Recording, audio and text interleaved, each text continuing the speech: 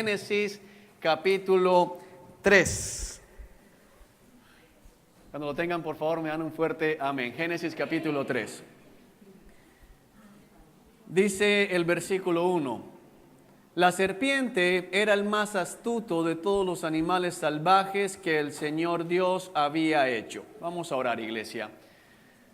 Señor Dios que estás en el cielo, te damos gracias en esta preciosa mañana de domingo por el privilegio de estar aquí, el privilegio de conocer tu nombre, el privilegio de servir delante de ti, el privilegio, Señor, de poder venir hasta este lugar, Señor, con nuestros hermanos en la fe, cantarte canciones espirituales, Señor, levantar tu nombre, levantar, Señor Dios, alabanzas para ti. Señor, gracias, porque si tu Espíritu Santo no nos convence, no podríamos haber llegado acá.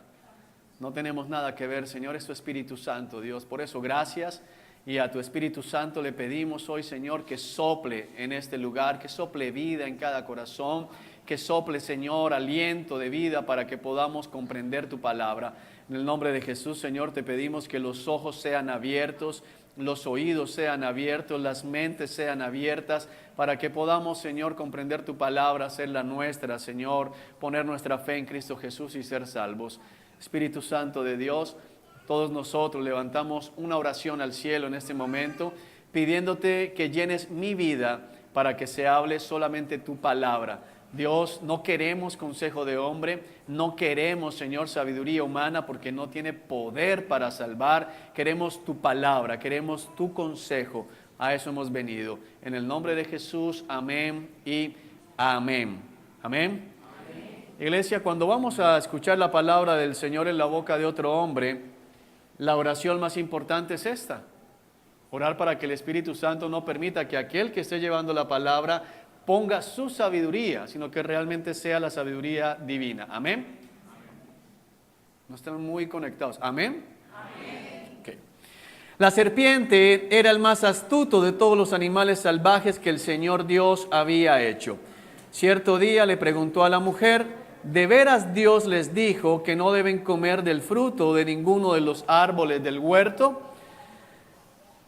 Hace más o menos 15 días el Señor nos habló a través de Gerson en un mensaje sobre ese mismo capítulo que se llamaba La historia más antigua. Y el Señor me ha venido hablando en ese mismo pasaje porque realmente lo que pasó aquí en el jardín del Edén es algo que sigue sucediendo en el día de hoy.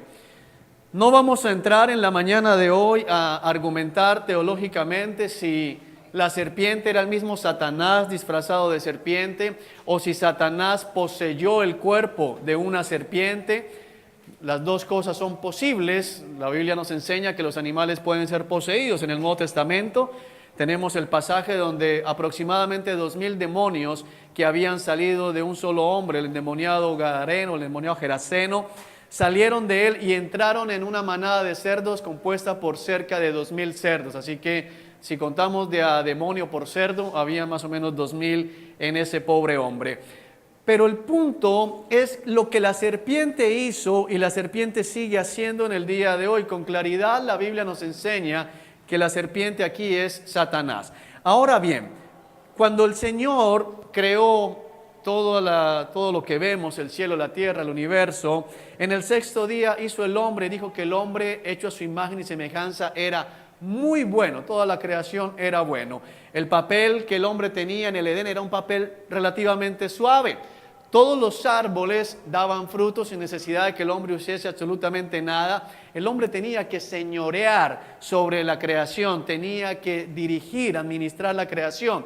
Pero cuando Adán aparece en la escena, los árboles que el Señor había creado ya eran árboles maduros, es decir, que los árboles ya tenían fruto. No sé si alguno de ustedes ha tenido la oportunidad de sembrar un árbol en el patio de la casa o en alguna finca, y muchos árboles tardan años en poder crecer y llegar a dar fruto. Bueno, Adán junto con Eva no tuvieron que esperar tiempo, sino que realmente ya los árboles estaban dando frutos. Todo estaba bien establecido, todo estaba bien dado para que Adán disfrutase realmente la vida terrenal.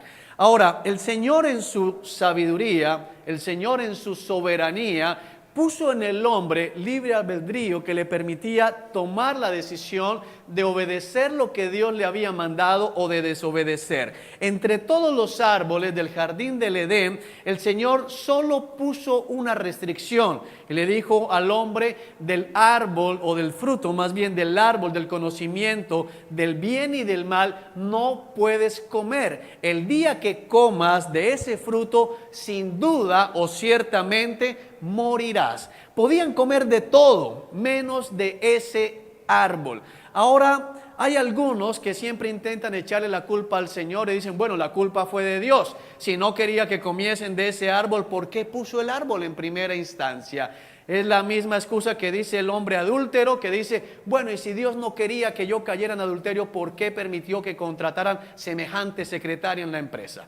¿Por qué él es el mismo ladrón que dice: si Dios no quería que yo robara, ¿por qué permitió que dejaran la plata ahí de papayita? ¿Por qué? ¿Por qué? A ver, y siempre estamos buscando argumentos para culpar al Señor de nuestras decisiones pecaminosas. Dile al que está a tu lado: Dios no tiene la culpa. Dios no la tiene. El Señor puso el árbol ahí, pero quiero que entiendas que el hombre tenía la capacidad de no comer de ese fruto. Amén. Ahora Satanás se presenta y le dice a Eva: ¿de veras Dios les dijo que no deben comer del fruto de ninguno de los árboles del huerto? Quiero que entiendas que lo que Satanás hizo fue una exageración. La pregunta era mentira desde la entrada, porque Dios no había prohibido comer de todos los árboles, pero Satanás presenta la pregunta como si realmente Dios quisiera que Adán y Eva se murieran de hambre.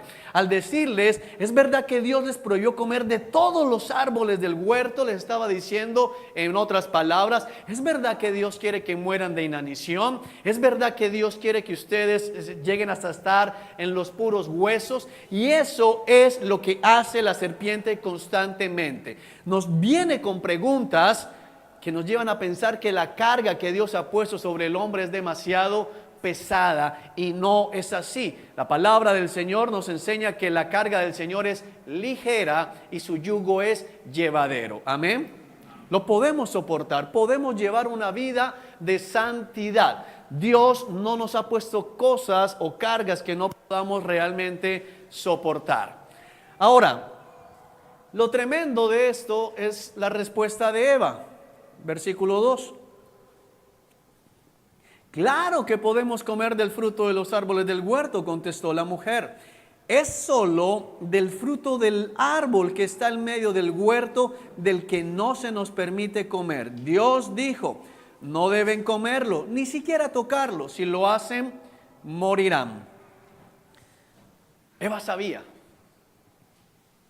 El conocimiento de la ley de Dios, el conocimiento de la palabra de Dios nos hace responsables ante el Señor. Dile al que está a tu lado: Dios sabe que sabes. Porque eso es lo tremendo. Eva sabía que la pregunta estaba mal. Eva sabía que era solamente del árbol del conocimiento del bien y del mal del que no debían comer. Y el saber nos hace responsables. Hay un episodio en que los fariseos, los maestros de la ley religiosa, intentaron poner a prueba al Señor Jesucristo, y molestos por lo que Él decía, le dijeron: ¿qué? ¿Acaso nosotros somos ignorantes? ¿Acaso nosotros no conocemos la ley de Dios? Y el Señor les contestó muy rápidamente algo tremendo. Les dijo: no, ustedes sí saben, y como saben, su pecado permanece. El conocer la palabra de Dios nos hace responsables del pecado. No significa que el que peca sin conocer está eximido, pero pecar conociendo es todavía mucho más grave. Amén. Tenemos que entender eso. Cada vez que vamos a la palabra del Señor, cada vez que venimos a este lugar y somos instruidos en la palabra del Señor, conocemos, y cuando conocemos más, nos hacemos todavía más responsables delante del Señor. Eva sabía lo que estaba bien, Eva sabía lo que Dios les había mandado. De hecho, si analizamos con calma este versículo, podemos ver que el Señor les había prohibido, está en el capítulo 2, comer, no les prohibió tocar. Eva dice: El Señor dijo, no pueden comerlo, ni siquiera tocarlo. Sin embargo, Dios no había dicho que no podían tocarlo. La única restricción era no comerlo. Ahí tenemos el primer señal de legalismo en medio de la iglesia, una norma que el Señor no había puesto. Tal vez la puso Adán para proteger a su esposa y le dijo, mira, ni siquiera lo toquemos. Vamos a mantenernos lejos de este fruto y así nos evitamos problemas. Es decir, había claridad realmente en Eva de que no podían comer de ese fruto. No es que ella fuese inocente y no supiera que ese era el fruto prohibido. Versículo 4. No morirán, respondió la serpiente a la mujer. Dios sabe que en cuanto coman del fruto se les abrirán los ojos y serán como Dios, con el conocimiento del bien y del mal. La recompensa, la promesa que Satanás ofrece a Eva es la misma recompensa que nos sigue ofreciendo a nosotros en el día de hoy. Es el mismo deseo que él tenía en su corazón.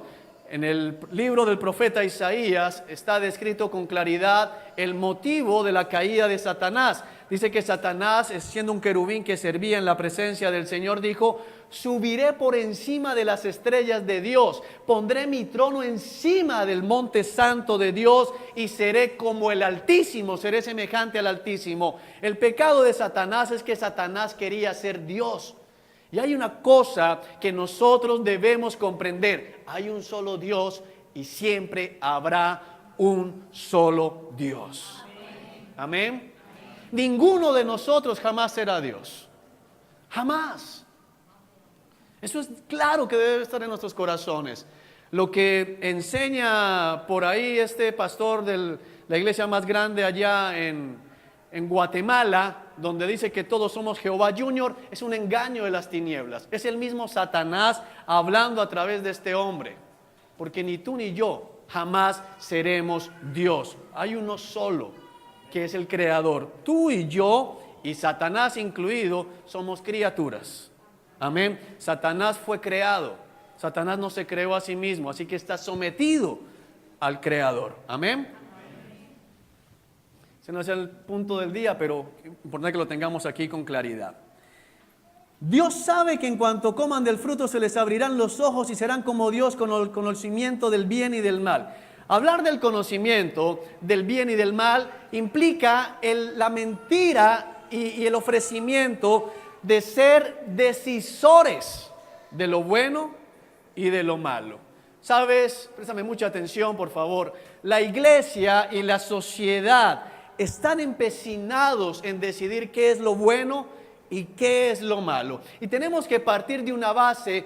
Solo hay un ser al cual le corresponde decidir qué es bueno y qué es malo, y se llama el Señor Dios Todopoderoso, Jehová de los ejércitos celestiales. Es a Él a quien le corresponde por derecho propio decir qué es bueno y qué es malo. No nos corresponde a nosotros tomar esa decisión. Nosotros nos sometemos a la ley del Señor, nos sometemos a la voluntad del Señor y acatamos. Y si Dios dice que algo es malo y para de contar. Si Dios dice que algo es bueno y para de contar. Por eso la palabra es muy clara cuando dice, ay de aquel que a lo bueno llama malo y a lo malo llama bueno. Mira, estamos en una sociedad que a todo lo malo llaman bueno y a todo lo bueno llaman malo. Yo me sorprendía, pues no sé cómo se sorprende uno todavía, pero me sorprendía esta semana viendo por ahí que un bailarín que decía que era homosexual, salió diciendo que ya no es homosexual porque conoció a Jesucristo. Casi lo matan. Casi lo acaban los medios de comunicación por atreverse a decir que Jesucristo lo había salvado y que gracias a el Espíritu Santo había dejado el homosexualismo atrás. Ahora, no nos corresponde a nosotros entrar a juzgar si es o no es cierto. Eso es algo entre Él y el Señor. Los frutos lo dirán. El paso del tiempo dirá si es así o no es así. Pero el hecho de que este hombre haya salido a decir, mira, ya no soy gay, ya no soy homosexual, ahora deseo una esposa, ahora deseo unos hijos, fue motivo suficiente para que lo quisieran poner en la palestra pública y lapidarlo. Pero sale cualquier otro personaje a decir, quiero decirles que toda la vida he sido gay, y hay aplausos. ¡Qué felicidad! Es gay. ¡Wow! ¡Qué valor! ¡Qué valentía! ¡Qué hombre civilizado!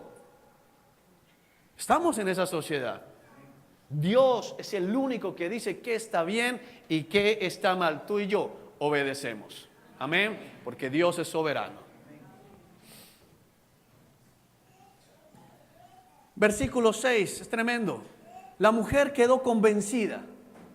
El título del mensaje del día de hoy para los que los vuelven a estudiar, y sigo insistiendo, iglesia, qué buena costumbre, por decirlo de alguna manera, qué buen hábito más bien, es que ustedes vuelvan a escuchar los mensajes en la semana, los vuelvan a repasar, los vuelvan a estudiar, vuelvan a digerir todo lo que el Señor nos dice el día domingo, ¿de acuerdo?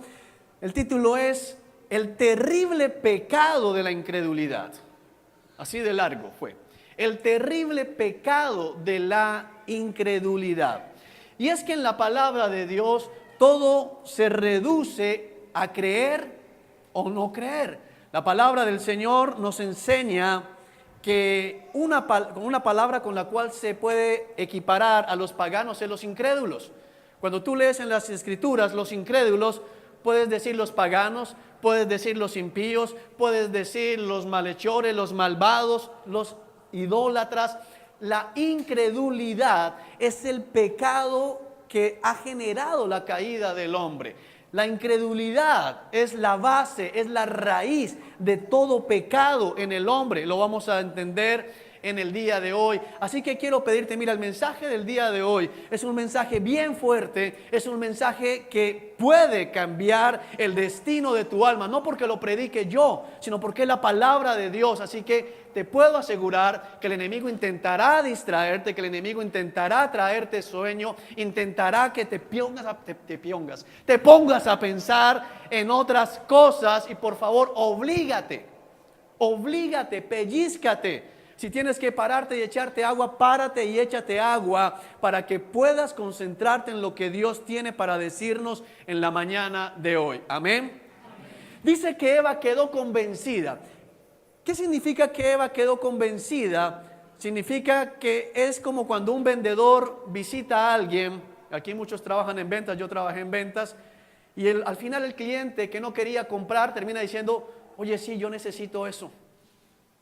Cliente que llamé alguna vez y mira, te ofrezco un curso de inglés. No, hombre, yo nunca voy a viajar a Estados Unidos. Pero después de hablar conmigo, al final decía, sí, yo necesito un curso de inglés. Yo necesito hablar inglés. Yo quiero hablar inglés. Quedaba convencido. Estaba listo para caer, estaba listo. Bueno, y digo caer porque cuando yo no conocía al Señor, caían. Realmente era una estafa eso. El Señor ya me perdonó. Ahora bien, Eva quedó convencida. La Biblia dice que Eva fue engañada, nos dice la palabra del Señor. Ella quedó convencida, pero ¿qué significa que quedó convencida? Significa que Eva le creyó a Satanás. Eva le creyó al enemigo. Eva creyó que lo que la serpiente le estaba diciendo era verdad. Y tú puedes decir, bueno, ¿y cuál es el problema en que Eva le creyó una mentirita al enemigo? Significa todo, porque creerle a Satanás significaba no creerle a Dios. No sé si me estoy haciendo entender. El Señor le dijo al hombre, no puedes comer del fruto de ese árbol, porque el día que comas del fruto del árbol del conocimiento, del bien y del mal, morirás. Y la serpiente le dijo, no es cierto. No vas a morir, no es así. En el mejor de los casos es que no entendiste bien, pero la verdad es que la palabra es clara, dice, no es verdad. ¿Sabes qué dijo Satanás a Eva cuando le dijo no es verdad? Le dijo, es mentira. Es decir, ¿cómo se le llama a una persona que dice mentiras? ¿Sabes qué le dijo Satanás a Eva? Dios es un mentiroso. Terrible. Pero más terrible aún, que Eva le haya creído. Ahora algunos podríamos decir, bendita Eva y por culpa de Eva. No, ¿sabes qué? Nosotros somos exactamente iguales. Y le vivimos creyendo las mentiras a Satanás. La iglesia en el día de hoy no cree lo que dice la palabra de Dios. Tratan de acomodar lo que dice la palabra de Dios. Cuando el Señor dice que los que no creen serán echados al lago de fuego y azufre, ¿sabes qué dice mucha gente en la iglesia? Yo no creo. Mucha gente en la iglesia en el día de hoy, de hecho, no cree en el infierno. Cree que el infierno es un invento. Cree que el infierno es una metáfora. Cree que el infierno es la forma en que la Biblia trata de mantenernos bien. Pero que al final Dios va a salvarlos a todos y todos vamos a ir para el cielo. Aunque la Biblia dice lo contrario. La serpiente sale a decir, no es cierto, Dios no va a echar a nadie al infierno. De hecho, no existe el infierno. Y le decimos a la serpiente, ¿de verdad? No existe. ¿Tú crees que Dios, que es un Dios de amor? Porque la palabra dice que Dios es amor. Y te lleva al versículo donde dice Dios es amor. ¿Tú crees que un Dios de amor, un Dios que te creó, porque la palabra dice en el Salmo 119 que Dios te creó en el vientre de tu madre? Oye, sí, ¿verdad, Sata, verdad? ¿Tú crees que Dios te va a echar al infierno? Ay, con esos cachetes, no te va a echar al infierno. Y le crees a la serpiente y terminas en el infierno. Ese es el problema que tenemos el día de hoy. El terrible pecado de la incredulidad, porque no creemos que realmente lo que dice la palabra es la palabra. Ahora, el cuento está en que tú puedes no creerme a mí, pero lo que te estoy leyendo es palabra de ¿quién? Cuando tú dices, ahí está escrito, pero yo no creo que sea así, estás diciendo exactamente lo mismo que Eva. Estoy convencido, Satanás tiene toda la razón. No es así. No es de esta manera.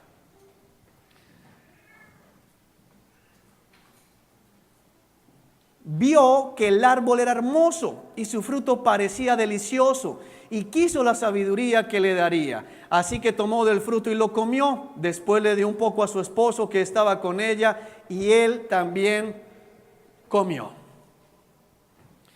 El fruto no era desagradable. Te puedo asegurar que no tenía gusanos saliéndole, no era algo así podrido. Era una fruta tal vez que, ¿alguna vez has visto una fruta que quieres comértela? Wow, esa fruta me dice cómeme. Una fruta así, es lo que tenía Eva en sus manos en ese momento. Era un fruto de buen aspecto, se veía delicioso. Hay cosas que se ven deliciosas, solo por verlas, uno dice, se ve riquísimo, ¿no? Y a veces te lleva sorpresa, se ve delicioso y cuando te lo metes a la boca, dices, ¡buh! Como hay cosas que no se ven tan agradables y te las comes y son bastante agradables. Pero esto se veía delicioso y seguramente sabía delicioso porque Eva lo probó y le dio a comer también a su esposo. Pero es tremendo porque dice que era deseable para adquirir sabiduría. ¿Cuál sabiduría quería adquirir Eva? La que le había ofrecido la serpiente. Era deseable para ser Dios. Era deseable para ocupar un lugar que no le correspondía. Era deseable para liberarse del yugo de aquel que tenía la osadía de decirle qué podía y qué no podía comer. Eso es lo mismo que seguimos haciendo nosotros en el siglo XXI. Queremos liberarnos muchas veces del yugo de aquel que nos dice cómo vivir y cómo no vivir. Muchos esposos, mira, te voy a decir algo que puede sonarte como extraño, pero que estoy seguro que es verdad. Si Cristo viniese hoy en el siglo XXI, lo volvería a crucificar. No la iglesia católica, la iglesia cristiana. ¿Quién es ese que se atreve a decir que tengo que tratar bien a mi esposa? ¿Qué le pasa? ¿Quién es ese que se atreve a decir que tengo que cuidarla y hablarle como un vaso frágil? ¿Quién es ese carpintero que se atreve a decirme que tengo que someterme a la autoridad de mi marido? ¿Quién es? ¿Qué le pasa? ¿Quién es ese carpintero que me dice que tengo que obedecer a mis papás sin importar cuántas veces me manden? ¿Quién es ese carpintero? ¿Quién es ese carpintero que me viene a decir qué hacer con mi dinero? ¿Quién se cree que es? ¿Acaso él paga las deudas de mi casa? Lo volverían a crucificar, te lo puedo asegurar. Eso es lo que quería Eva. Era deseable para adquirir sabiduría. No sabiduría de Dios, la sabiduría del mundo, la sabiduría de Satanás, la mentira del enemigo. El terrible pecado de la incredulidad. Muchas veces la gente piensa que el pecado de Adán y Eva fue desobedecer. No. El pecado de Adán y Eva fue que no le creyeron a Dios. Y a consecuencia de no creerle a Dios, desobedecieron la orden. Pero lo primero que hubo en el corazón de Adán y Eva fue incredulidad. Y te vas a sorprender porque en la Escritura todo gira en torno a creer o no creer. A eso se remite. ¿Crees o no crees? Y más allá, ¿en qué crees? Porque todo el mundo cree en algo. Sale a la calle y pregúntale a la gente en qué cree y la gente te va a hablar. Hay gente que cree en los ovnis, ¿o no? Hay gente que cree que los hombres son de Marte y las mujeres de Venus. Hay gente que cree que los vampiros humanos existen realmente. Hay gente que se cree vampiro y se manda a hacer colmillos. Hay gente que cree que viene de los micos y los visita en el zoológico acá, papá, abuelo, no sé, y saludan allá a sus antepasados en el zoológico. Hay gente que cree que realmente todo salió de la nada. Hay que tener mucha fe para creer que realmente la nada creó todo. Esa gente a mí me asombra.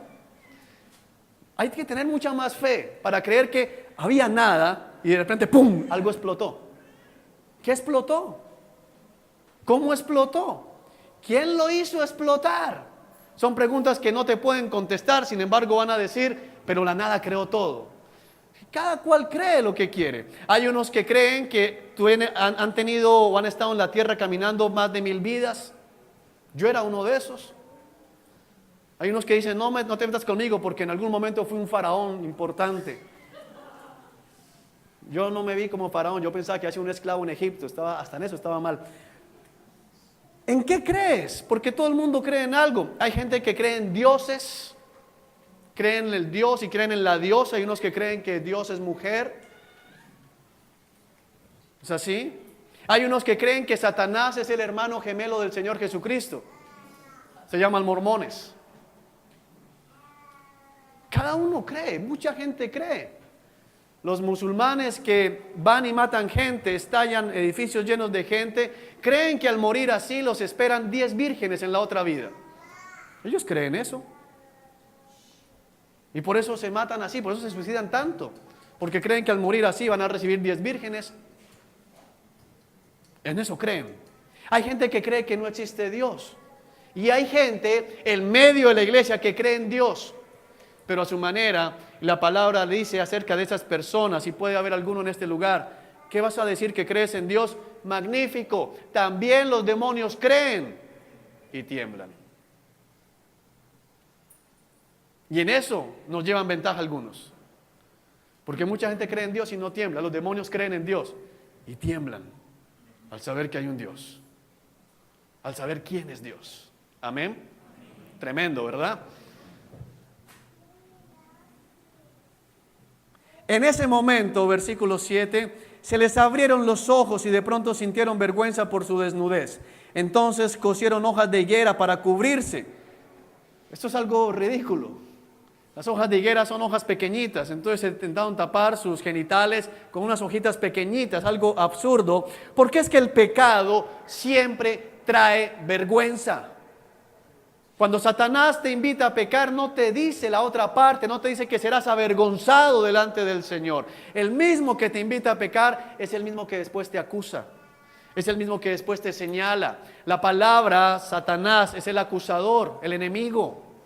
Esa es la traducción del original. Es el mismo que te dice, Eva, ven, come, pero sabiendo qué le iba a pasar porque él ya había sido arrojado del cielo. Tienes que tener en cuenta eso. Cuando Satanás viene y le habla a Eva, él ya había experimentado ser expulsado del cielo a causa de su desobediencia, a causa de su rebeldía. La incredulidad de Adán y Eva nos puso en este lugar. La incredulidad de Adán y Eva introdujo la enfermedad, introdujo la muerte, se rompió la comunicación, la comunión que teníamos con el Señor. Y ahora el Señor establece la manera en que podemos volver a estar con Él. Y tiene que ver única y exclusivamente con Jesucristo de Nazaret.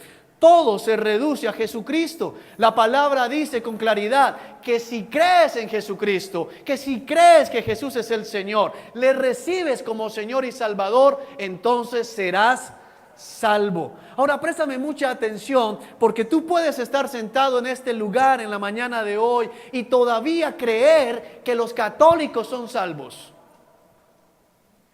Ayer con el grupo de teología, el grupo 1 de teología que estuvimos estudiando la Biblia católica, muchos eran, no puedo creer que todo eso esté ahí. Es tremendo. Es una religión pagana. No es cristianismo, es paganismo. Porque aún los católicos no creen que el único camino de salvación es Jesucristo, si no, no le orarían a María.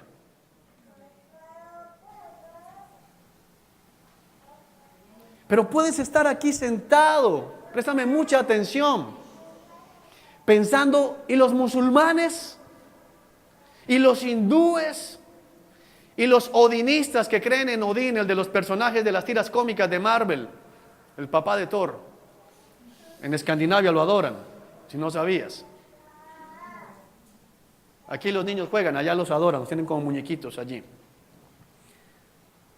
¿Qué pasa con esta gente?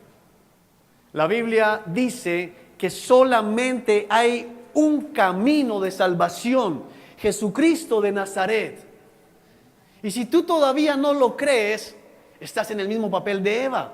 Estás escuchando a la serpiente que te dice, ven acá, ven acá. ¿Tú crees que Dios va a condenar entonces a las 3/4 partes de la humanidad solo por no creer en Cristo? ¿Cuál es tu respuesta a esa pregunta? Ahora, la Biblia dice en Romanos que a los que no le conocen, su propia conciencia les será por ley. Entonces la pregunta repetitiva que muchos hacen, ¿y qué pasa con un niño musulmán? ¿Se muere, se va para el infierno? La respuesta es no. La Biblia es clara. Si les predicaron el Evangelio y lo rechazaron, son condenados. Pero si nunca les predicaron el Evangelio, una persona que nació en el seno de una familia musulmana y nunca tuvo contacto con el Evangelio de Jesucristo, murió a los 90 años, va a ser juzgado por su propia conciencia. El Señor no va a tener inocentes en el infierno. Ten claridad en eso. Pero para ti y para mí, que conocemos, solo hay una opción: Jesucristo de Nazaret. Y si creemos que no es el único, estás en problemas, graves problemas. Y esto puede sonarte, bueno, ¿por qué hablan de eso en medio de la iglesia cristiana? Porque el ataque más fuerte que tiene la iglesia cristiana en el siglo XXI es el mismo del siglo I, la deidad de Cristo y la absoluta suficiencia de Cristo. Aún muchos pastores no creen que Jesús sea el único camino de salvación. El pastor de la iglesia más grande de los Estados Unidos, la iglesia de Lubbock en Texas, entrevistado en cadenas nacionales, siempre niega que Jesús sea el único camino de salvación. Y es la iglesia cristiana más grande. Y este hombre siempre dice, bueno, pues yo creo, pero no, mira, yo conozco muchos musulmanes buena gentes. Yo conozco mucha gente que no es cristiana, profesante, pero que se porta bien. Este hombre cataloga al presidente de los Estados Unidos como un buen cristiano a imitar. Ustedes saben qué promueve el presidente de los Estados Unidos: matrimonios homosexuales, abortos y una cantidad de cosas más que no vale la pena entrar a hablar el día de hoy. ¿Qué crees tú? Pregúntale al que está a tu lado, ¿tú qué crees? Porque a eso se remite todo, iglesia. Tú y yo no seremos salvados por nuestras buenas obras. Seremos salvados por la fe en Jesucristo. Acompáñame a Juan, Evangelio de Juan, capítulo 6. Juan 6, para que veamos esto en el Nuevo Testamento y veamos la perfección de las cosas del Señor. Juan capítulo 6, versículo 23. Juan 6, 23. ¿Lo tenemos? 22, perdón. Juan 6, 22. Dice la palabra de Dios: al día siguiente, la multitud que se había quedado en la otra orilla del lago se dio cuenta de que los discípulos habían tomado la única barca y que Jesús no había ido con ellos. Varias barcas de Tiberias arribaron cerca del lugar donde el Señor había bendecido el pan y la gente había comido. Cuando la multitud vio que ni Jesús ni sus discípulos estaban allí, subieron a las barcas y cruzaron el lago hasta Capernaum para ir en busca de Jesús. Lo encontraron al otro lado del lago y le preguntaron: Rabí, ¿cuándo llegaste acá? Te pongo en contexto. El día inmediatamente anterior se había dado el milagro de la multiplicación de los panes y los peces. Lo puedes leer aquí mismo en este capítulo 6. 5,000 hombres. No te distraigas. 5,000 hombres, sin contar mujeres y niños. 5,000 hombres habían sido alimentados con unos cuantos panes y unos cuantos peces. Un milagro tremendo. Si tenemos en cuenta el tamaño de las familias hebreas en la época del Señor, teniendo un cálculo muy conservador, hablando de que en cada familia fuese la esposa y 4 hijos, que normalmente eran 10 y hasta más, porque se dedicaban realmente era a poblar la tierra. No había televisión, no había radio, no había WhatsApp, no había Facebook, no había nada. Entonces se dedicaban literalmente a poblar la tierra. Pero tomemos un cálculo conservador, familias jóvenes con 4 hijos únicamente. Estamos hablando de 25,000 personas que fueron alimentadas con unos cuantos panes y unos cuantos peces, ¿de acuerdo? Ese fue el milagro anterior. Termina el Señor, todos quedaron, como dicen popularmente, con el ombligo parado, o sea, se les salió el ombligo de tanto que comieron. Ya todos dijeron, no más, ni un pedazo de pescado más, no, tengo pescado aquí. Y recogen 12 canastas llenas con las sobras de lo que habían terminado de comer. En ese momento el Señor despide la multitud que iba caminando así, sosteniendo la barriga con las manos, seguramente todos diciendo, wow, qué día, qué servicio el de hoy. Mira cómo salimos llenos del servicio en el Señor el día de hoy. Esa noche hay un milagro tremendo porque esa es la noche en que el Señor camina sobre el agua, pero no vamos a hablar de eso en el día de hoy. A la mañana siguiente, esta multitud que había sido llena el día anterior se levanta con ganas de más. Uno podría decir, ¿ganas de más qué? Palabra del Señor, ganas de estar con Jesús. No, se levantaron con hambre, porque pudiste haber comido mucho ayer, hoy otra vez, ¿qué tienes? Hambre. ¿A alguno le ha pasado que dice no más, pero a las 4 horas se acuerda de lo que dejó y dice, ay, no lo hubiera dejado? ¿Se acuerdan de ese pedacito que dejaron allá? Bueno, eso le pasó a esta multitud. Así que se acercan a la orilla, ven las barcas vacías, escuchan que el Señor no salió con los discípulos, pero el Señor tampoco está. Así que se van al otro lado. Algunos se fueron en las barcas que restaban. Los que no alcanzaron a coger puesto en las barcas se fueron a pie y llegaron hasta el otro lado del lago, una caminata bastante larga. En ese momento se encuentran con el Señor y le dicen, Señor, ¿cuándo llegaste acá? Uno podría esperar que el Señor, al ver 25,000 personas que lo estaban siguiendo, dijera, wow, qué fe, qué chévere que ustedes han venido hasta acá, y hubiese batido las manos y tráiganme otros 4 pedazos, otros 5 pedazos, 2 panes, que esta gente tiene hambre. Pero la respuesta del Señor a la pregunta es muy distinta a lo que podríamos esperar en el día de hoy. Les digo la verdad. Ustedes quieren estar conmigo porque les di de comer, no porque hayan entendido las señales milagrosas. ¿Qué le está diciendo el Señor? Ustedes están conmigo porque son unos dragones, interesados. Lo único que los trajo a este lugar fue ¿qué? La comida. En la versión original dice, ustedes están aquí porque les llené el vientre. Son un poco de panzones, es lo que son ustedes. Es tremendo. Poco de panzones. Les llené la panza ayer y están aquí por eso. No porque hayan entendido las señales del cielo. Es decir, ustedes están acá por los milagros, no por lo que los milagros significan. Hoy, la iglesia cristiana tiene el mismo problema. Mucha gente atiborra las iglesias cristianas en la mañana de hoy, no por el Señor, sino por el pan que el Señor les puede dar. Muchos se congregan esperando a ver si el Señor les vuelve a solucionar el problema del mes pasado, si vuelve a hacer otro milagro para pagar el arriendo, si vuelve a sanarlos de la enfermedad, si vuelve a hacer cosas que tienen que ver con lo terrenal. No es que esté malo, aquí nos lo aclara el Señor, no es que no le puedas pedir al Señor ayuda, pero mira lo que dice el versículo 27. No se preocupen tanto por las cosas que se echan a perder, tal como la comida. Pongan su energía en buscar la vida eterna que puede darles el Hijo del Hombre, pues Dios Padre me ha dado su sello de aprobación. No es el punto, pero fíjense que aquí es otra de las pruebas de la Trinidad, Dios Padre. Pero dice, no se concentren en lo terrenal, no se concentren en las bendiciones terrenales. Iglesia, ¿quién de ustedes necesita comer el día de hoy? Amén, yo también. Y el Señor lo sabe, el Señor lo va a proveer, pero ese no debe ser el motivo por el cual venimos a este lugar. Ese no debe ser el motivo por el cual abrimos nuestras Biblias. Ese no debe ser el motivo por el cual pasamos tiempo en oración. Dice, busquen las cosas de la vida eterna, lo eterno. El Señor saca a una multitud que estaba haciéndose así tal vez, sobándose la barriga y diciendo, hagan campo, porque ya viene otra vez, lo encontramos. Y el Señor dice, oye, deja de estar sobándote la barriga. Y mira lo que está allá arriba.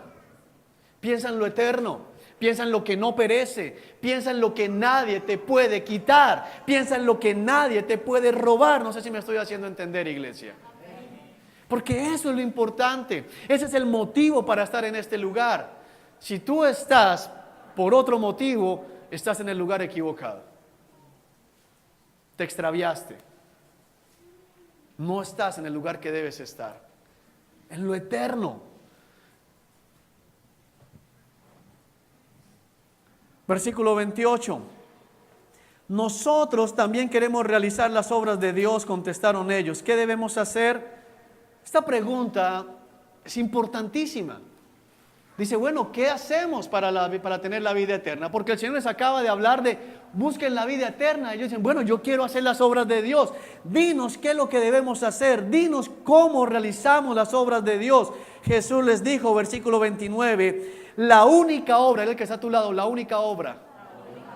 La única obra que Dios quiere que hagan es que crean en aquel que Él ha enviado. Mira, la única obra que Dios quiere que tú y yo hagamos es que creamos en Jesús. Es tremendo. Todo se reduce a creer. No dice que crean únicamente, sino a creer en ¿quién? En Jesús. La única obra que Dios quiere que tú y yo hagamos es que creamos en su Hijo. Esa es toda la obra. Él no está diciendo, mira que le preguntan, Señor, ¿qué tenemos que hacer? Y no dice, vayan y construyan casas a los pobres, vayan y alimenten a las multitudes. ¿Qué les dice? Crean en el Hijo de Dios. Crean en mí, les está diciendo Jesucristo. Bueno, mí no soy yo, ¿no? Crean en Jesús. Esa es toda la obra. Y tenemos que entender esto, porque muchas personas bien intencionadas, muchas personas que hacen obras sociales se van a ir para el infierno porque no creen en Jesucristo de Nazaret.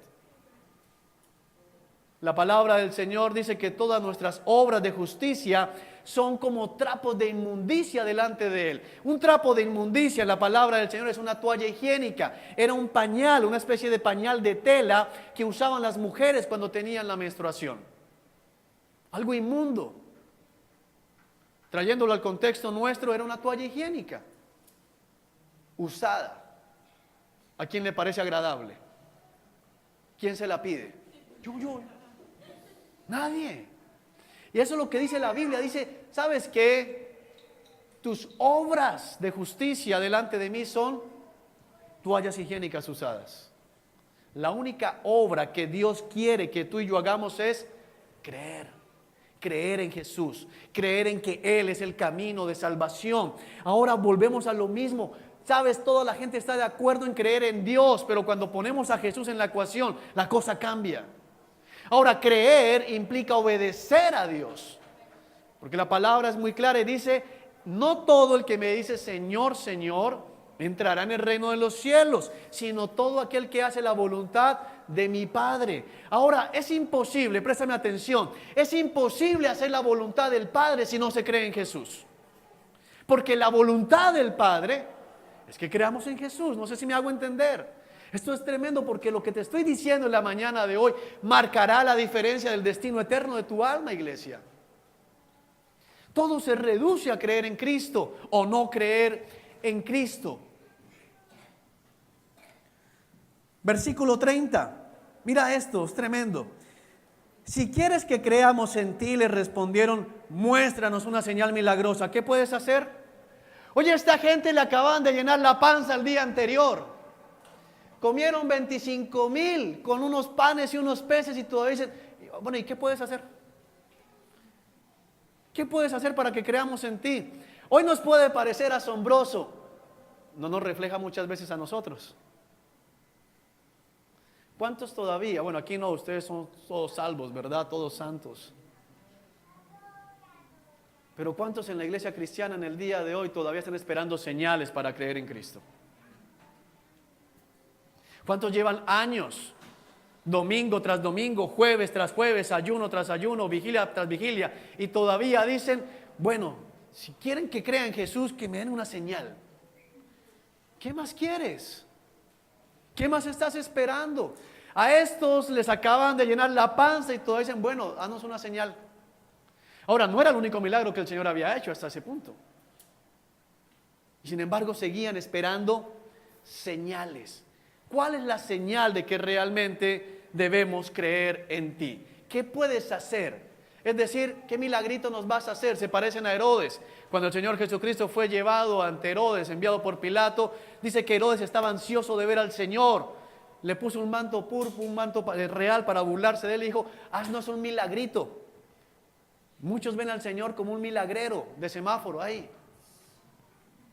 Eso es lo que ven muchos en Cristo Jesús. ¿Qué puedes hacer para que creamos en ti? Y aparte le citan palabra. Mira, esto es. Después de todo, versículo 31, nuestros antepasados comieron maná mientras andaban por el desierto. Las escrituras dicen, Moisés les dio de comer pan del cielo. ¿Tú sabes el atrevimiento de citarle palabra a Dios? Ahora, una cosa es cuando tú oras y le dices, Señor, tu palabra dice que si me arrepiento, tú me perdonas. Y otra cosa es cuando le citas palabra para ponerlo a prueba. Le citas palabra para tentarlo, porque ¿sabes quién hizo lo mismo? Satanás. Si eres el Hijo de Dios, tírate, porque escrito está, enviará a su ángel y no permitirá que tropieces con piedra alguna. Le citó palabra. Cuando tú vas y le citas las escrituras al Señor en la oración para manipularlo y para probarlo, estás emulando al padre de la mentira, a Satanás. Amén. Jesús les respondió, les digo la verdad, no fue Moisés quien les dio el pan del cielo, fue mi Padre, y ahora Él les ofrece el verdadero pan del cielo, pues el verdadero pan de Dios es el que desciende del cielo y da vida al mundo. Señor, le dijeron, danos ese pan todos los días. ¿En qué volvieron a pensar? En comida, otra vez en la panza, otra vez en el vientre. Es tremendo, esta gente estaba cerrada. Todo lo que tenían era la solitaria diciéndoles envía comida otra vez. No pensaban en nada más. Y todo lo que el Señor les estaba hablando era espiritual, les hablaba de la vida eterna. Dice, es el pan del cielo. Y danos de ese pan, ese. Habló de pan, no me importa qué, pero dame pan, pan, pan, pan. Es tremendo. Increíble lo que pasa aquí. Versículo 35, perdón. Jesús les respondió, yo soy el pan de vida. ¿Sabes? En el versículo 35 el Señor pone las cosas claras para que no quede lugar a duda y no te quede lugar a duda tampoco a ti en la mañana de hoy. Yo soy el pan de vida. El que viene a mí nunca volverá a tener hambre. El que cree en mí no tendrá sed jamás. Pero ustedes no han creído en mí a pesar de que me han visto. Sin embargo, los que el Padre me ha dado vendrán a mí y jamás los rechazaré. Pues he descendido del cielo para hacer la voluntad de Dios que Él me envió, no para hacer mi propia voluntad. Y la voluntad de Dios es que yo no pierda ni a uno solo de todos los que Él me dio, sino que los resucite en el día final. Pues la voluntad de mi Padre es que todos los que vean a su Hijo y crean en Él tengan vida eterna y yo los resucitaré en el día final. Juan 6 habla completamente de la salvación eterna. Todo lo que el Señor Jesucristo tenía en mente cuando les predica este sermón es la salvación de las almas. Y por eso les habla, los resucitaré en el día final, les daré vida eterna. Iglesia, en el Edén se perdió la comunión con el Señor. Fuimos condenados a la condenación eterna, valga la redundancia. Y aquí el Señor está diciendo, los que crean en mí ya no serán condenados. Hay una condición y una invitación al mismo tiempo.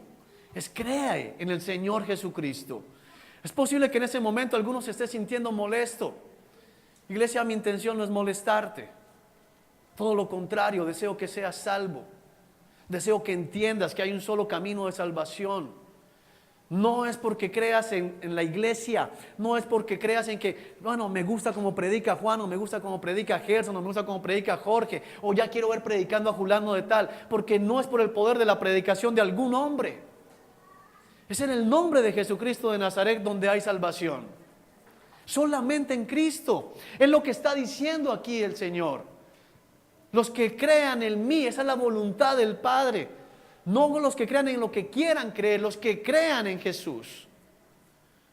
Es decir, los que le obedezcan, los que se sometan a su señorío, los que le confiesen delante de los hombres. Él les resucitará en el día final. Amén. Hay una referencia tremenda acá. Hay una condición, porque todos somos criaturas, pero no todos somos hijos de Dios. Mas aquellos que le recibieron, le han aceptado como Señor y Salvador, se les ha dado el derecho de llegar a ser hijos de Dios. No todos. Versículo 41. Entonces la gente comenzó a murmurar en desacuerdo porque él había dicho: yo soy el pan que descendió del cielo. Siempre, préstame atención por favor, siempre que nos enfrentamos a la palabra que dice que Jesús es el único camino de salvación, va a haber murmuraciones, va a haber molestias en algunos, va a haber desacuerdos en otros. Y dicen: no estoy de acuerdo. ¿Por qué? ¿Por qué solo Jesús? ¿Por qué no las otras religiones? ¿Por qué no aquel vecino que es buena gente? ¿Por qué no mi abuelito que me crió, que me cuidó, que me hizo, pero que no quiere saber nada de Jesucristo? ¿Por qué? ¿Por qué? ¿Por qué? Tú y yo no tenemos derecho a eso, iglesia, por favor. Predícale a tu abuelito más bien. Compártele al vecino. Ora por aquellos que están metidos en religiones falsas. Pero te lo pido en el nombre de Jesucristo, deja de cuestionar al Señor. Nada bueno vas a sacar de eso. Te vas a estrellar, te vas a condenar. Lo querramos o no, le guste al mundo o no, Jesucristo es el Señor. Y no hay otro. Algunos se van a dar cuenta de eso y van a creer que Jesucristo es el Señor cuando lo vean en el trono blanco. Y van a decir: es el Señor. Y de ahí van a pasar inmediatamente al lago de fuego. Hoy, que todavía tenemos posibilidad de salvación, arrepéntete y acepta que Jesús es el único Señor. Porque no es un Señor, es el Señor. Amén. Ellos decían, versículo 42, ¿acaso no es este Jesús el hijo de José? Conocemos a su padre y a su madre. ¿Y ahora cómo puede decir yo descendí del cielo? Jesús les contestó: dejen de quejarse por lo que le dije. Y el que está a tu lado, deja de quejarte. Deja de quejarte. Deja de quejarte, iglesia. Y tal vez no te estés quejando con otros, pero en tu corazón te estás quejando. Dios sabe lo que está pasando en tu corazón en este momento. Deja de quejarte, deja de murmurar. Pues nadie puede venir a mí a menos que me lo traiga el Padre que me envió, y yo lo resucitaré en el día final. Mira, todo apuntas a esto. Este mensaje tiene que ver con el último momento. Como dicen las Escrituras, a todos les enseñará Dios. ¿Sabes qué estaba diciendo Jesús al decir esto? Yo soy Dios, porque yo soy el que les está enseñando. Les está diciendo: hoy se está cumpliendo la Escritura. Dios mismo les está enseñando. Yo les estoy enseñando. Ahora, iglesia, nosotros tenemos el cumplimiento de esto cuando leemos las Escrituras, porque cuando tú y yo abrimos el Evangelio, ¿quién nos está enseñando? El mismo Señor Jesucristo, el mismo Dios. ¿Y cómo podremos salir inocentes si rechazamos el consejo del mismo Dios? ¿Cómo podremos justificarnos, iglesia? No lo hay, no hay manera.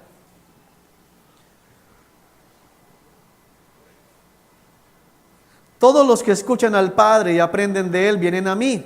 No es que alguien haya visto al Padre, solamente yo lo he visto, el que Dios envió.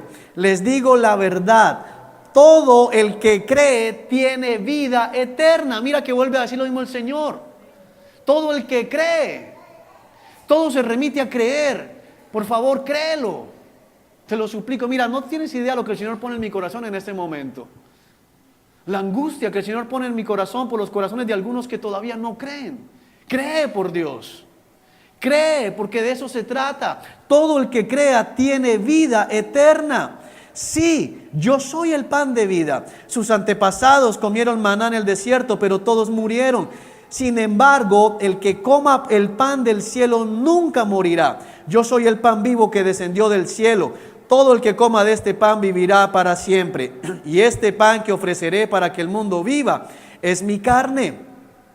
Entonces la gente comenzó a discutir entre sí sobre lo que él quería decir. ¿Cómo puede este hombre darnos a comer su carne? ¿Sabes qué están diciendo? El Señor viene hablándole de que Él es Dios y ellos vuelven a decir que es simplemente un hombre. Los historiadores no tienen problema en aceptar que Jesús vivió como hombre. Aún los ateos no tienen problema en aceptar que Jesús existió como hombre. Todo el problema en Cristo radica en decir que Él es Dios. Ahí es donde está la médula del asunto, porque Jesús es Dios.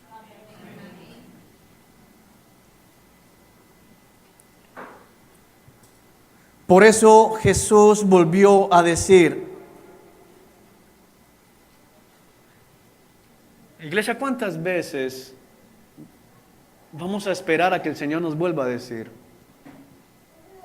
Yo en este pasaje, y esto no lo dijo el Señor en el primer servicio, así que siento que realmente hay algo aquí. Hay misericordia de Dios. Les vuelve a decir, lo vuelven a mirar como hombre, le irrespetan al ponerlo como un simple mortal. Y Él vuelve a decir, Él vuelve a insistir, Él vuelve a decir. Pero hay un momento en que la misericordia termina.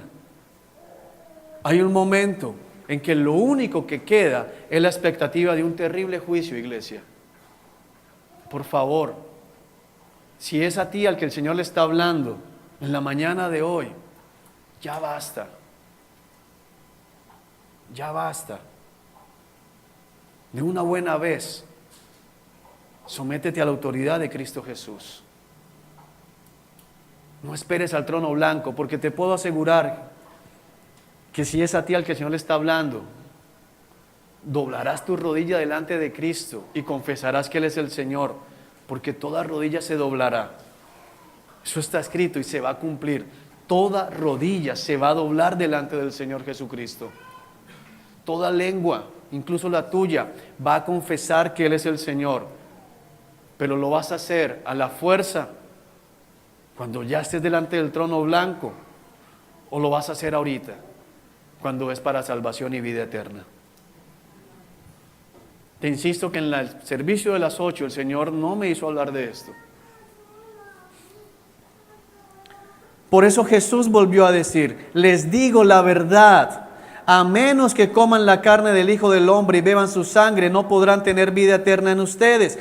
Pero todo el que coma mi carne y beba mi sangre, tendrá vida eterna, y yo lo resucitaré en el día final. Pues mi carne es verdadera comida, y mi sangre es verdadera bebida. Todo el que come mi carne y bebe mi sangre, permanece en mí y yo en él. Yo vivo gracias al Padre viviente que me envió. De igual manera, todo el que se alimente de mí vivirá gracias a mí. Yo soy el pan verdadero que descendió del cielo. El que coma de este pan no morirá como le pasó a sus antepasados a pesar de haber comido el maná, sino que vivirá para siempre. Esto tiene un significado teológico tremendo que no tengo el tiempo de explicarlo en el día de hoy, pero préstame por favor lo que no me has prestado de atención en toda la mañana, préstamelo ahorita. El terrible pecado de la incredulidad, como el Señor tituló este mensaje, por largo, rimbombante que suene, porque así fue. Yo quería titular únicamente cree o no seas incrédulo, pero el Señor me lo dio así, me lo confirmó así. El terrible pecado de la incredulidad. En el Edén, el Señor dijo, no comas de ese fruto, porque si comes morirás. Y el hombre no le creyó, comió del fruto y murió espiritualmente. Aquí en el Nuevo Testamento el Señor dice, el que no coma, morirá. Y volvemos a hacer exactamente la misma. Allá nos dijeron no coman y comimos. Aquí nos dice el Señor, el que no coma de mí, muere. Comer no significa coger al Señor a mordiscos, sino que Él es el pan de vida, Él es la palabra, Él es el verbo. Es decir, el que no se alimente de Él, el que no ponga su fe en Él. Pero el Señor lo pone en un término que era muy fácil de entender para sus oyentes judíos. Sabían que habían caído separados de Dios a causa del pecado de Adán y Eva al comer del árbol del conocimiento del bien y del mal. Ahora les ofrecía la vida si comían. Es una restauración, no sé si lo puedes ver, es restaurar el pecado de la incredulidad allá, que fue comer de lo que no podían comer. Se podía restaurar ahora al comer de lo que Dios les ordenaba comer. Sin embargo, la respuesta del hombre, como lo sabemos, fue la crucifixión de Cristo.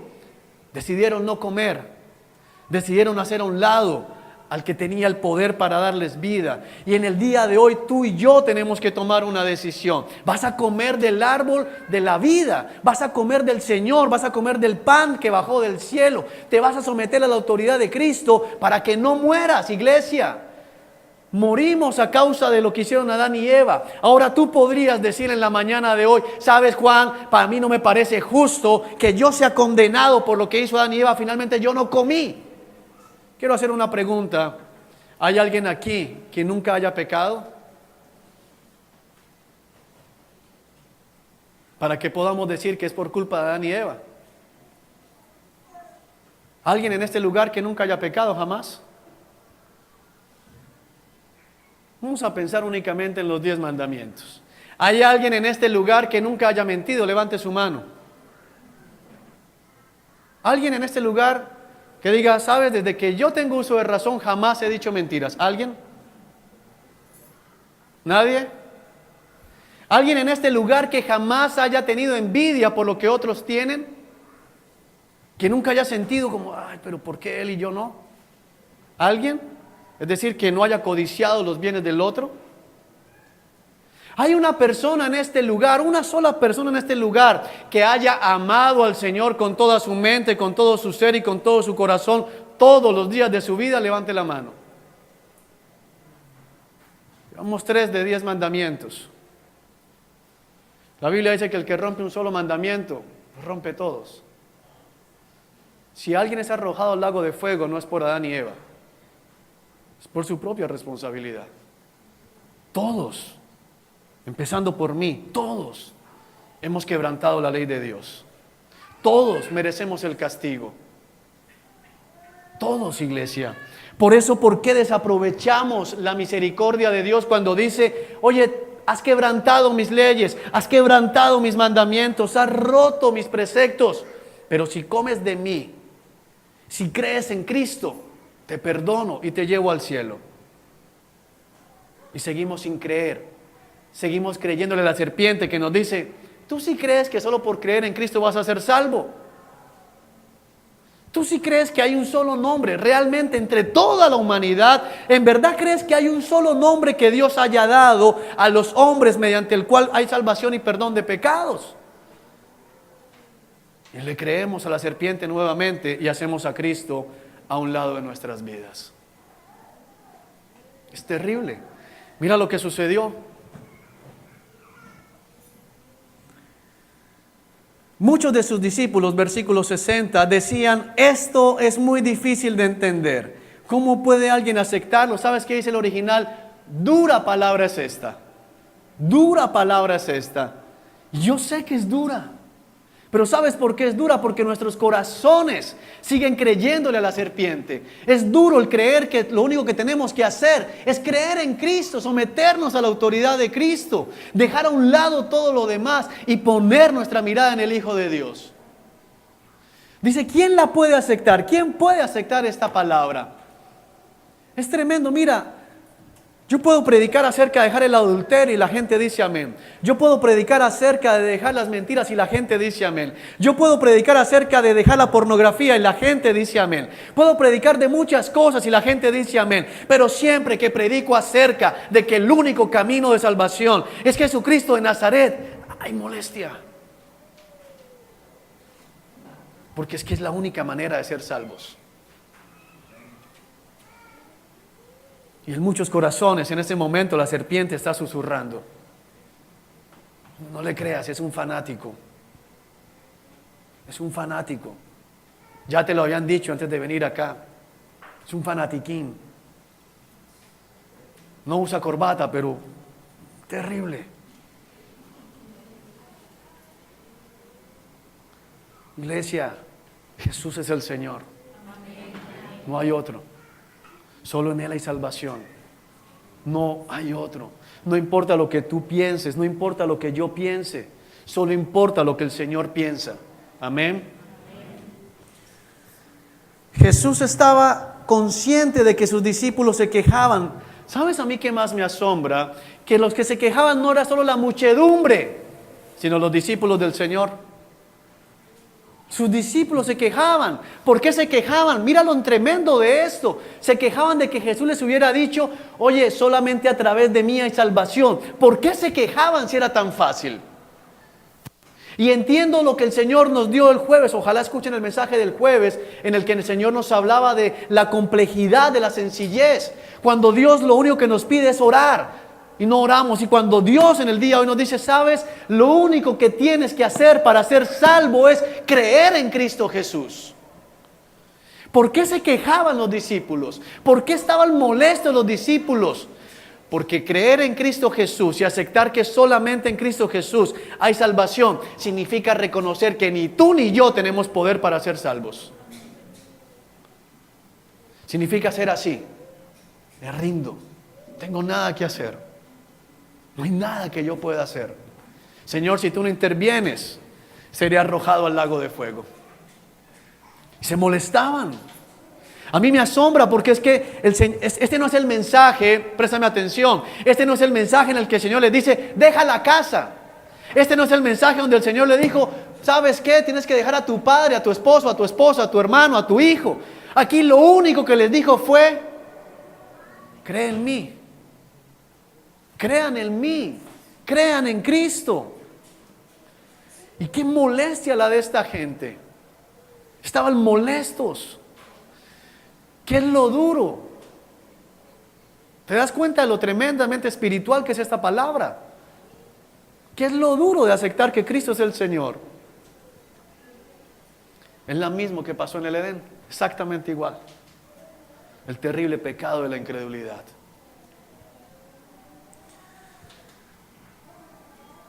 Jesús estaba consciente de que sus discípulos se quejaban, así que les dijo, ¿acaso esto los ofende?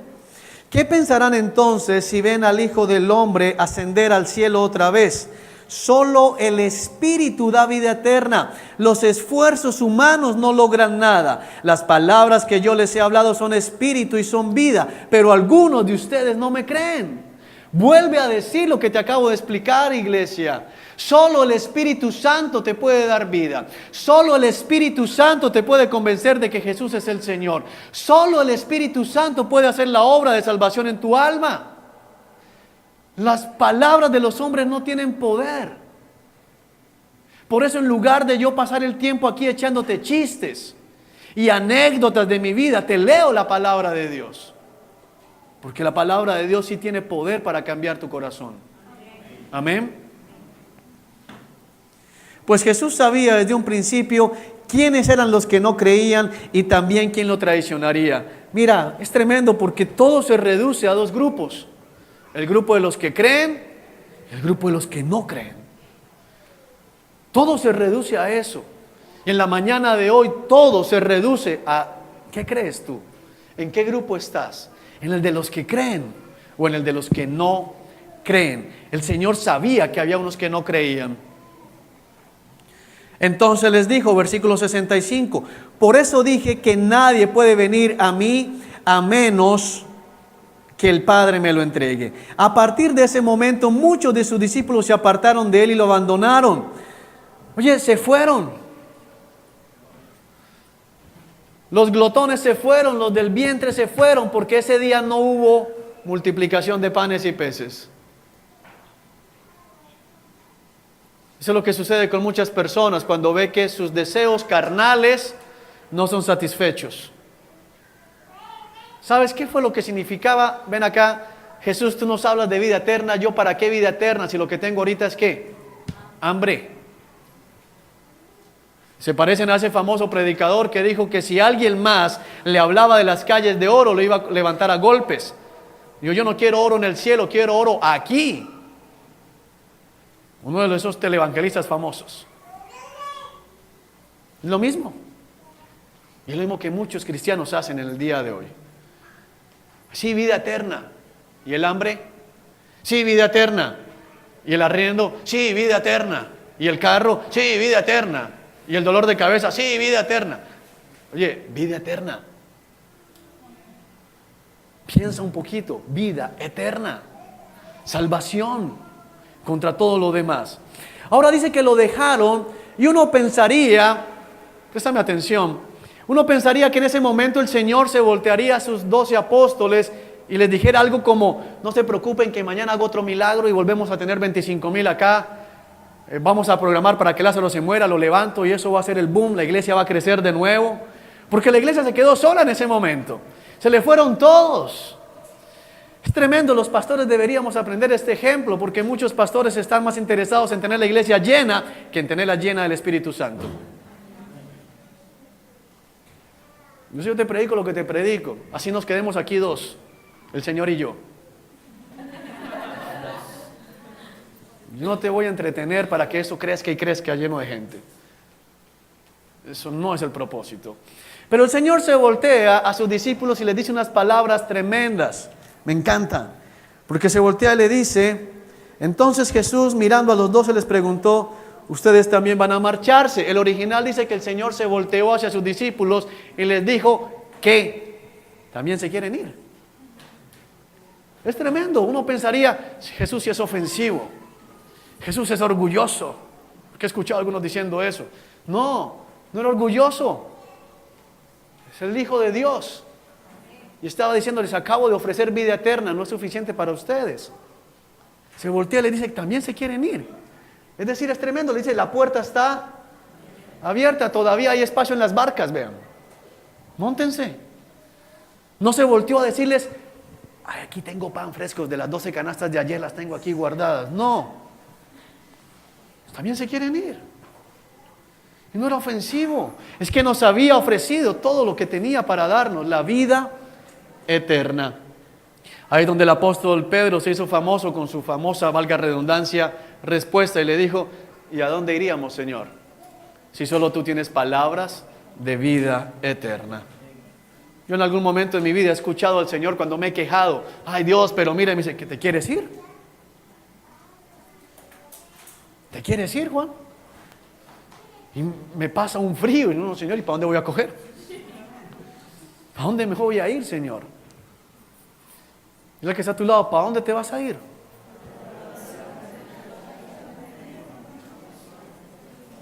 ¿Para dónde te vas a ir? ¿A dónde? ¿Para dónde te vas a ir? Ahora no estoy hablando de que quédate en Misión Rescate porque aquí somos los únicos salvos. No estoy hablando de eso. Estoy hablando del Señor. ¿Para dónde te vas a ir?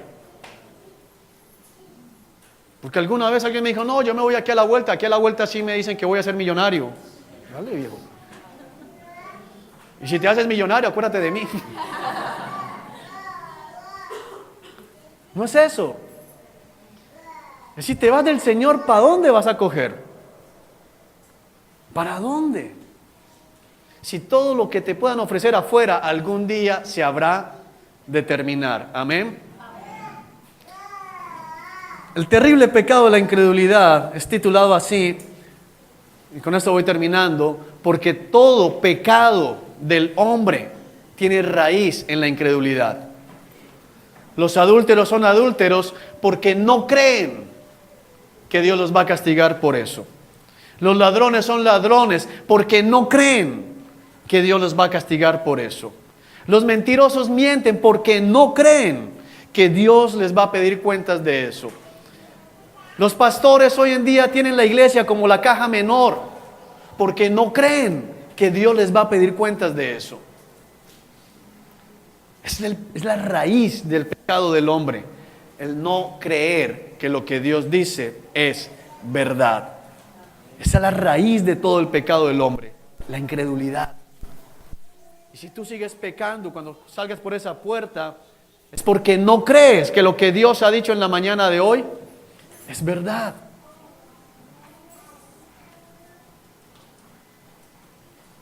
De lo menos aceptado por la iglesia moderna, el Señor habló ahí.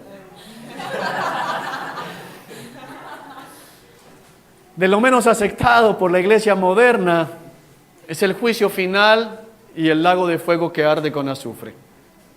Quiero recordarte, no por asustarte, sino todo lo contrario, que de las 19 veces en que en el Nuevo Testamento aparece la palabra infierno, 16 salieron de la boca de Cristo Jesús. De las 19 veces en que se habla del infierno, como un lago que arde con azufre, donde serán arrojados los incrédulos, 16 salieron de la boca del mismo Dios. No es de extrañarse por qué la iglesia no cree en el infierno llamas. Porque la misma serpiente diciendo lo mismo, Dios no va a arrojar a nadie al infierno. No se preocupen.